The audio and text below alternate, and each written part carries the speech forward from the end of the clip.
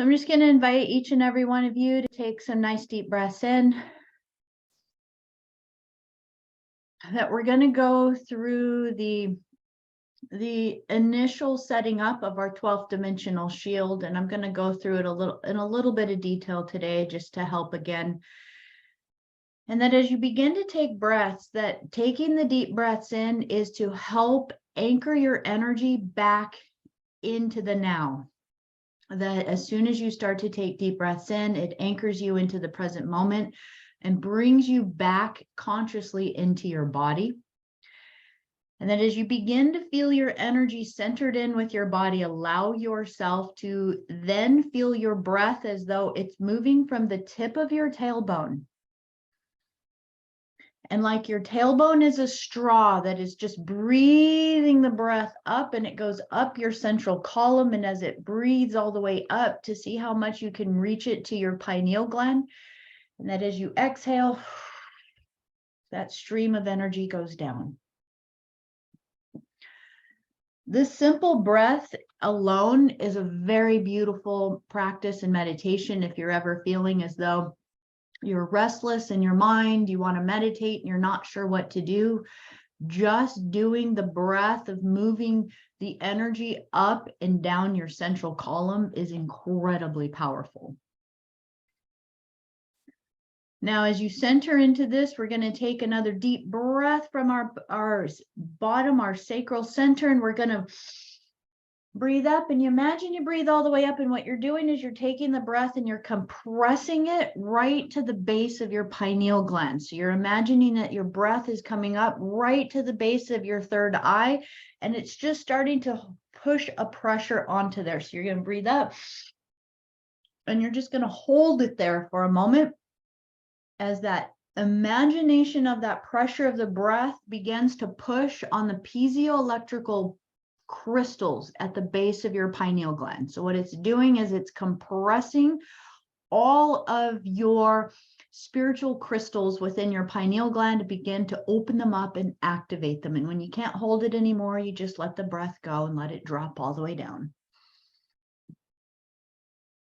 And as you do that a couple times, on the next breath, we're going to take a deep, deep, deep breath and press it up into your pineal gland. You're going to imagine your pineal gland kind of pops open like a Merkaba star. And when you can't hold it anymore, you're going to take the pressure of that breath and you're going to shoot it down your central column, and you're going to pop it out your tailbone until it goes all the way into the core of the earth, to the Merkaba of the earth. So we're just going to take that deep breath in. And build, let that Merkaba star pop in your pineal gland. And on the count of 3, we're just going to shoot it down with a strong breath all the way to the core of the earth. 1, 2, 3. And you let that star just stream all the way down, and it just drops right into the heart of the earth. And within the heart of the earth, what you are connecting to is the 12th dimensional plasma shield of the earth. That the earth holds all of the dimensional chakras in it, but that at the very core of it is the stargate that actually merges you to the Lyra constellation. It merges you to the Aramatena stargate, that is the Christ consciousness field of creation. So this Christ consciousness, or 12th dimension, is like a silver plasma ray of light that in truth is the space that is right before polarity ever began. So within this space, there is no polarity. That's what Christ consciousness is. This Kristalla consciousness is just pure plasma light. No judgment, no polarity, no separation. Therefore, all just is. This is a place of divine love, divine heart, divine wisdom. And as we connect within this energetic space, that you get to be within the space before you ever really truly begin to merge into physical reality. So from here, as you drop into this pool that is held within the heart of the earth, so therefore it's also in the heart of you. You can find this space in the heart of everything. And as you connect to this heart space within the earth, imagine that you are just floating in her ocean of this plasma love. And as you float your body in this ocean, all that you're ready to surrender, all that you've been holding in polarity, all judgment, all places where you've been holding on to a sense of mission, of purpose, of all of the mental anxiety that you might be holding, all the places that you might be holding electrical or nervous charge within your body.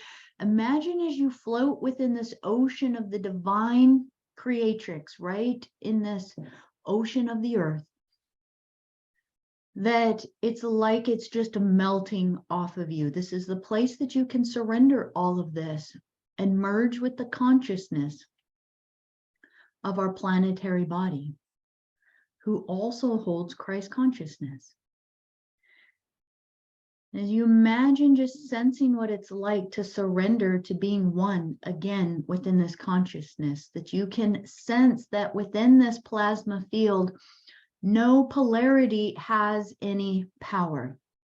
That means archons cannot touch this energy. Astral beings cannot touch this energy. Entities, demonics, any reversal beings cannot touch this energy because they are based in polarity. Therefore, for them to touch it, they would also merge with the all and dissipate.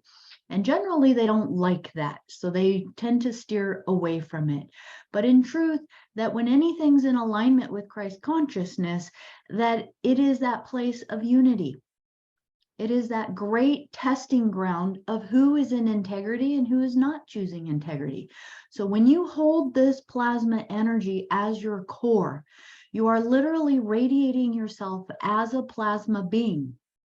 And anything that is not choosing to merge into unity consciousness and to let go of all systems of power, control, parasitic, any things that are feeding off of another, they will dissipate. They will either disappear or they will burn up within this energy and completely be removed from your energy field. So as you hold this energy, feel how powerful it is and begin to bring that power up to your physical body. So what you're going to do is you're going to take a deep breath just to reacclimate with your consciousness of your physical body. And now grab that ocean of plasma energy from the core of the earth and breathe it up like a geyser of light. Breathe it up almost as though it's the spout that is just coming powerfully out of the top of a whale. And it's like this geyser of light that you ride it all the way up and it comes to about 12 inches below your feet. And it creates this disc, this platform underneath you that is the bottom of your container. And as it pops open this container of light, you find yourself that no matter where you walk, wherever you go, whatever you do, that you are in this containment of this plasma field of light. So therefore, as you breathe it up underneath you, you realize you're not even touching the earth anymore. You are truly in your own energetic space and field. And as you bring that energy all the way up, you begin to breathe it as it's a container of light around your entire body. It fills your body up almost as though you are pouring it into a glass. Your body is the vessel. You are the chalice of light. And as you hold this, you're going to breathe it all the way up through all of your chakras. Let it purify all of your energy centers. Breathe it up through your throat chakra, really releasing that energy. And up into your pineal gland, letting it activate that Merkaba star in your pineal gland in a new expanded way. And then breathe it out the crown of your head so it creates almost like a water fountain of this plasma light and fills up the top of your container, almost creating a lid.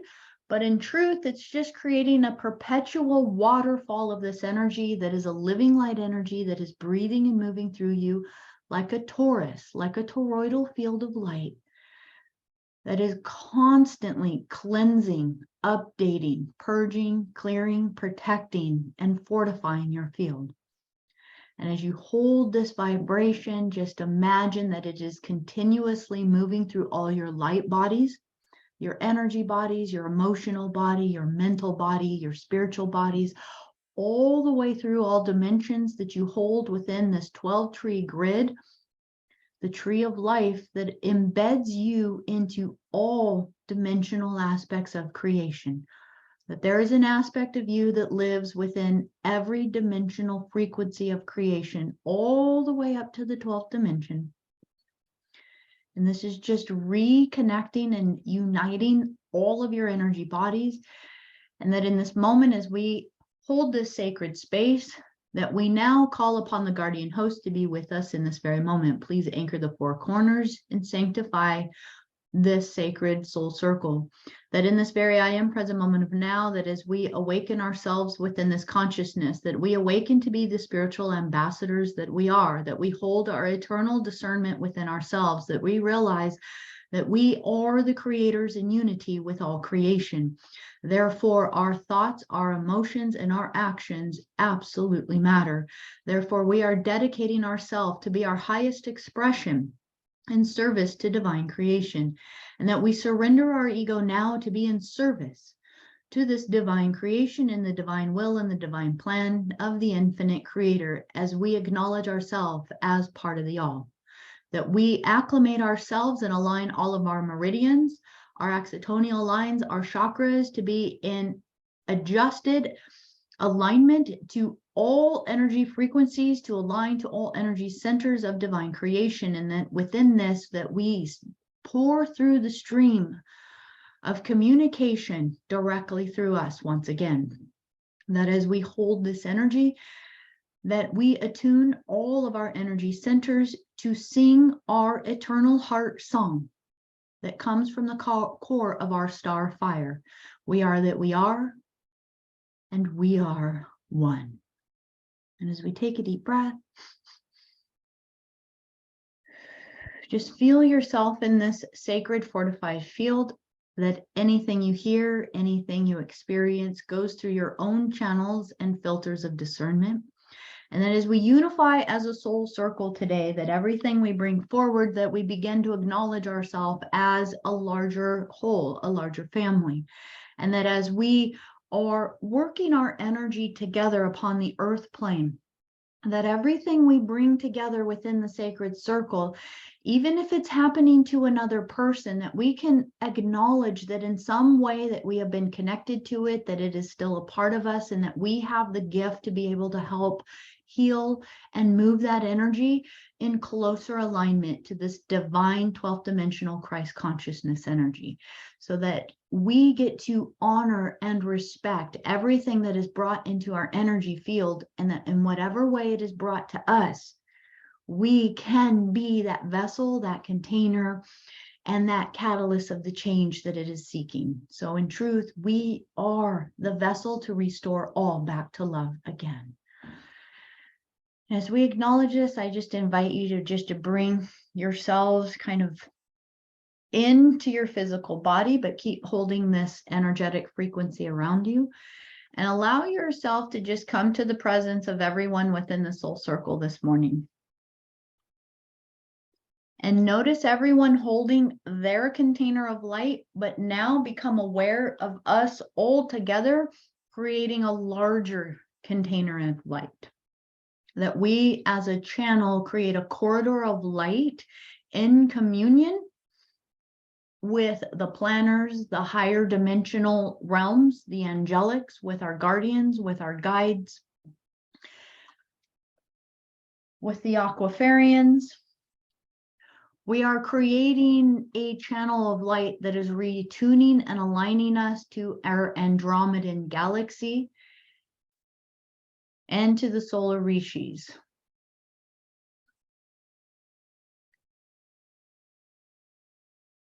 And that as you acknowledge that energy, just kind of feel yourself coming back, but also holding yourself as part of this larger divine council. So just let yourself start to feel your guides, your guardians, and all that is present with you in the highest good from your higher self in this moment.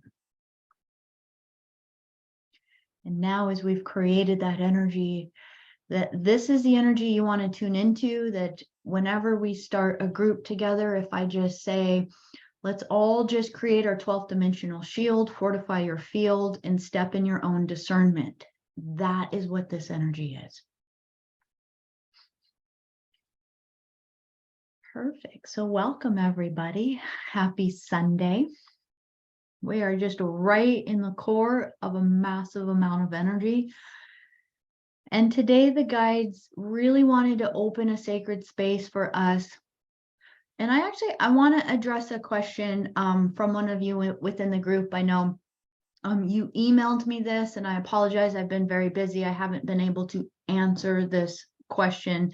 So I'm going to answer this for the group. But there was a question that came through of hearing me reference many times the guardians, the guides, so even our higher self.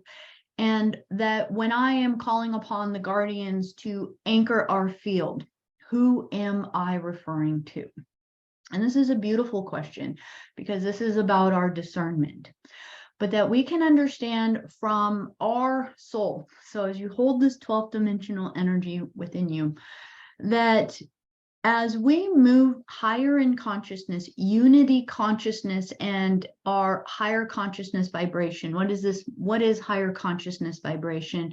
This is going to be consciousness that starts to observe creation from a higher perspective, from a perspective that isn't just from the human being perspective, not just from our life or what we're going through, but it starts to expand out from the perspective of humanity consciousness into planetary consciousness, into solar consciousness, into galactic consciousness, and then into universal consciousness. So it expands us out from being an individual to part of a collective, part of a human species, that there are billions of us on a planet. So there is a collective consciousness. Then it expands us out to planetary consciousness, which expands us to the awareness of many sentient beings, trillions and trillions and trillions of sentient beings upon the planet that are in alignment and actually part of the divine Sophia, planetary consciousness. So we acknowledge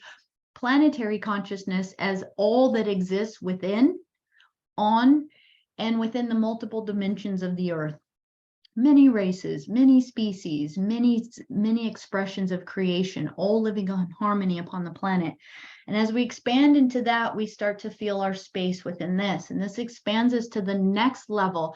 That would be more fifth dimensional consciousness and thinking. Thinking in planetary consciousness starts to open our heart space up to realize that we're sharing co-creative space with another. So what we want to manifest, that we also want to take into consideration, how will it affect everyone else sharing this planetary consciousness with us? That's fifth dimensional consciousness and thinking.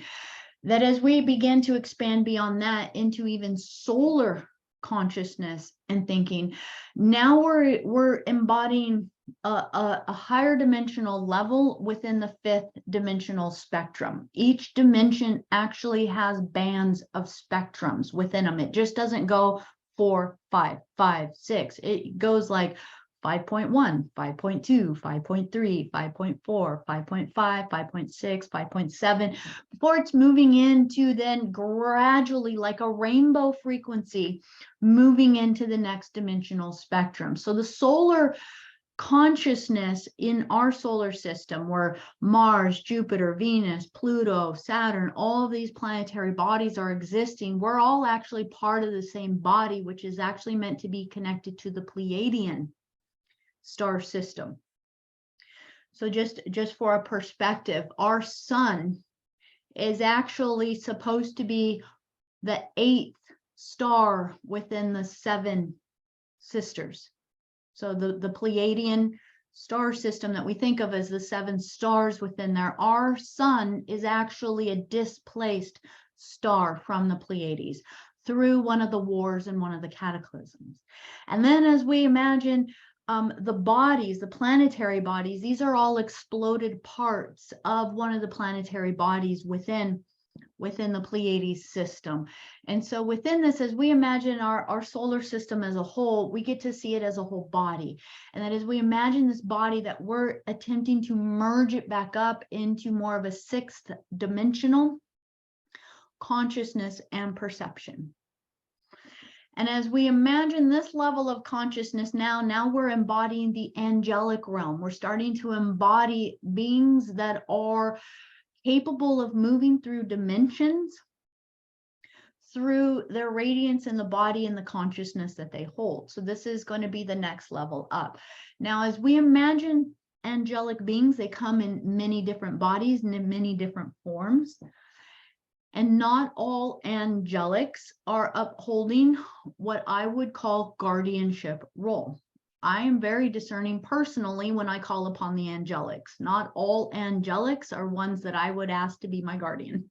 I'm just going to put it that way. That's why we're aware of even the term fallen angelics, and that we are in some ways a descendant of the angelic race line, even in our human body.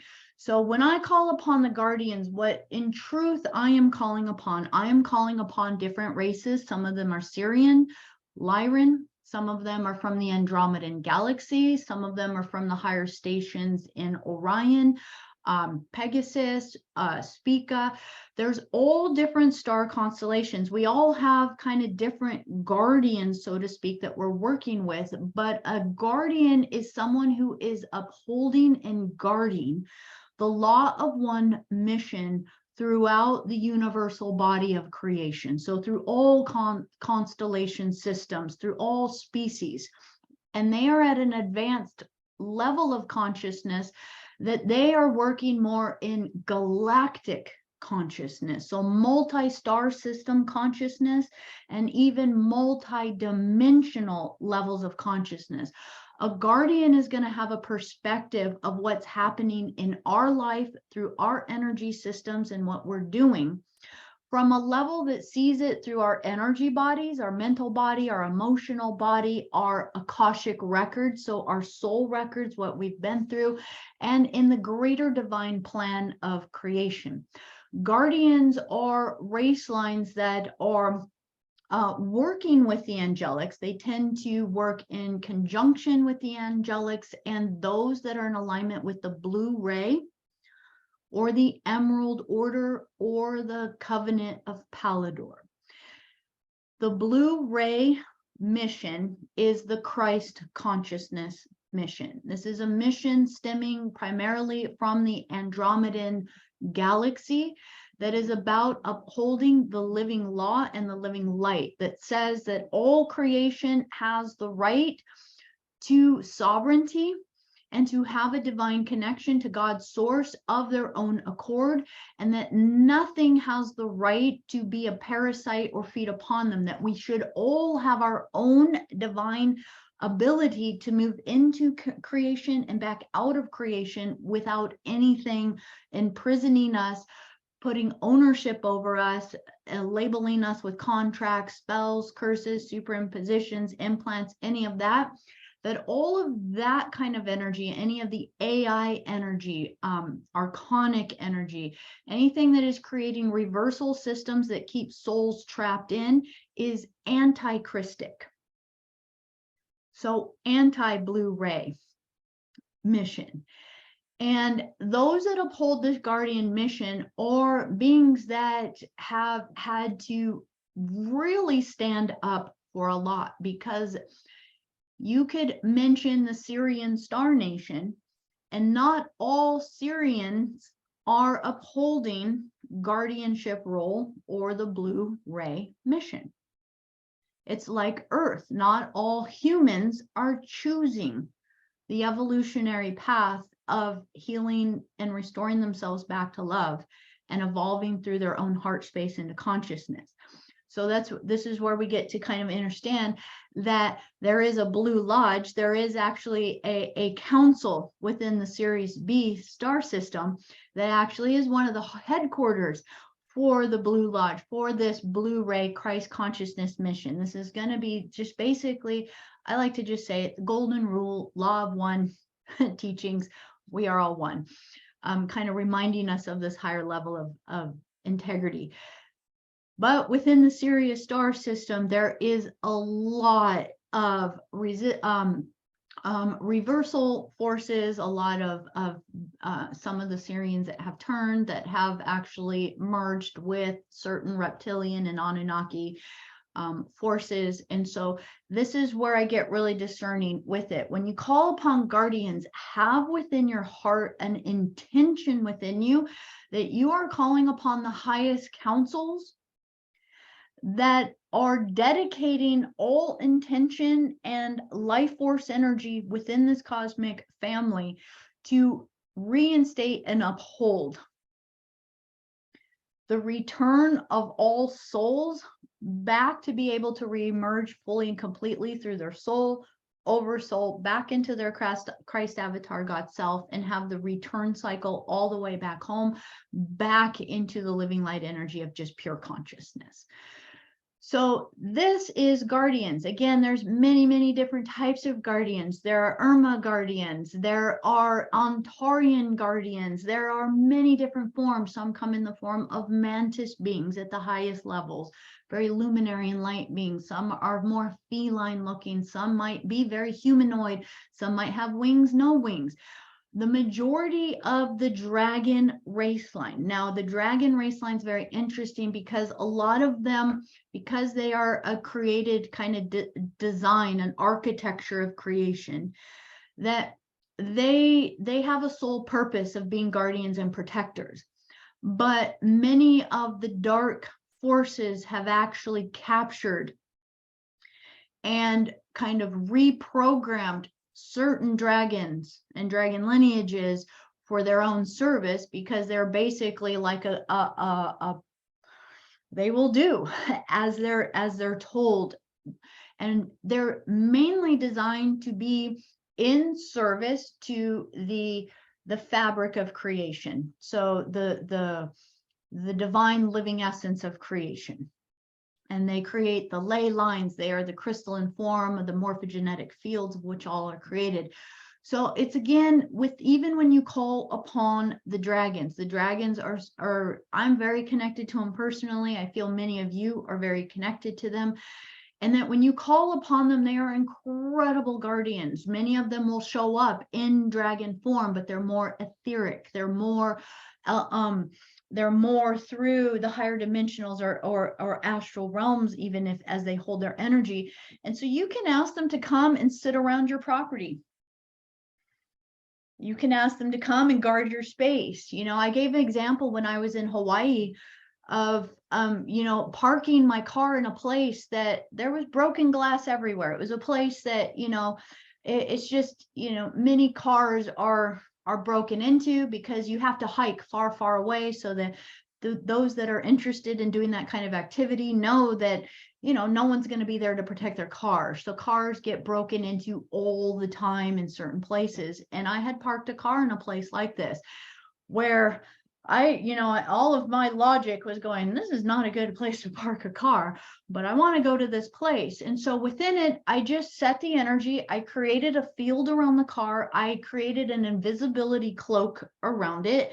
And then I called upon a guardian dragon to come. And they're so funny. You got to kind of watch them, because they'll actually come sit right on your car. I'm always like, just be careful with it. Don't dent it. It's not mine. And it came and it just sat right on it. And the entire time that I was gone, I had to really watch my ego, my personality, to make sure that I wasn't letting my humanness worry about whether or not the car was safe. So every time that came in, I kept saying, no, I absolutely trust. And I know it is divinely protected. And I could see the dragon. I could remote see the dragon still sitting there doing its thing. And sure enough, when I came back, everything was absolutely protected, fine, and safe. And so it's one of those things where these are another form of guardians. There's many guardians. There's actually more elemental nature guardians that are available. But when we connect to the guardians, what we're really doing is you connect in your heart and you really ask them, are you in alignment with Christ consciousness, the blue ray mission? And I did mention the Covenant of Pallador. The Covenant of Pallador it's a restoration plan. It is a rescue mission plan. It is a covenant that was put in place by multiple angelic and higher dimensional race lines and councils that agreed to all work together in accordance with some of the higher beings from the Andromedan galaxy that put a plan into place that is connected to the halls of Amenti. It's basically a rescue plan that allows all souls to have exactly the access to whatever information that they need in order to move out of the imprisonment or entrapment of this solar system and to have access back through the stargates to exit out of here.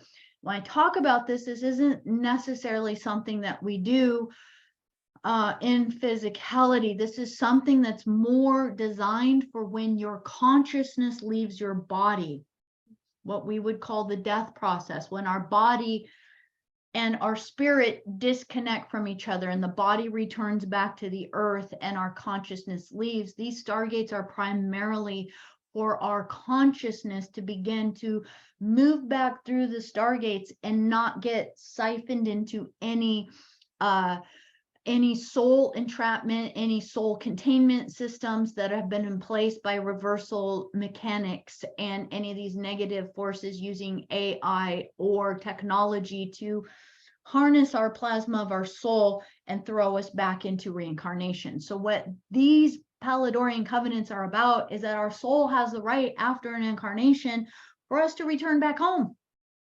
And that we have the right to be with our higher council. We have the right to instate ourselves back into our memories, our awareness, our knowledge of what we're doing, and to restore our soul so that we're not holding trauma again as we choose to potentially incarnate again.